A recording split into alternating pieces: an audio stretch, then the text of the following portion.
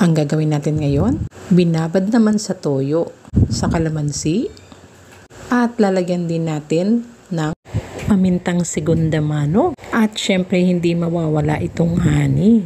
Ito nga yung bida. Meron din akong sesame seed, lagay din natin. At syempre ipirito na natin yung ibinabad natin ng maghapon lamang.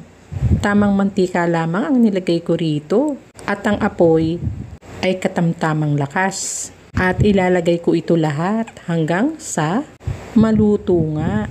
At talaga naman tumitilamsik yan. Pero mantika lang siya. Hindi ako natatakot. Kulang na lang ipanangga ko yung takip ng aking kawali. At sa tagal talagang hindi ko pa nailagay lahat kasi nga tumitilamsik.